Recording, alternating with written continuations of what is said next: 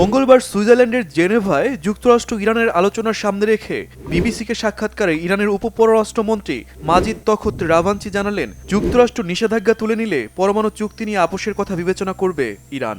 তার মতে যুক্তরাষ্ট্র ইরানের আলোচনা অগ্রসর হওয়া অত্যন্ত ইতিবাচক, আর চূড়ান্ত চুক্তির বিষয়টি যুক্তরাষ্ট্রের হাতে। তারা নিষেধাজ্ঞা তুলে নিলে ইরান পরমাণু কর্মসূচি নিয়ে বিস্তারিত আলোচনা করবে। তবে যুক্তরাষ্ট্র কতটা নিষেধাজ্ঞা তুলে নেবে আর ইরান কতটা ছাড় দেবে সে বিষয়ে কিছুই বলেননি ইরানের মন্ত্রী। পরমাণু সমৃদ্ধকরণ শূন্যে নামিয়ে আনা হবে কিনা এমন প্রশ্নের উত্তরে ইরানের মন্ত্রী বলেন, এটি নির্ধারিত হবে আলোচনার টেবিলে। প্রেসিডেন্ট ট্রাম্প দেরি না করে পরমাণু নিয়ে ইরানের সাথে দ্রুত চুক্তিতে পৌঁছাতে চান। শনিবার মার্কিন পররাষ্ট্রমন্ত্রী মার্কো রুবিও এ তথ্য দেন। বলেন, মার্কিন প্রেসিডেন্ট একটি সমাধান চান। ইরানের সর্বোচ্চ নেতা আয়াতুল্লাহ আলী খামেনি চাইলে ট্রাম্প তার সাথে সরাসরি আলোচনায় বসতেও রাজি।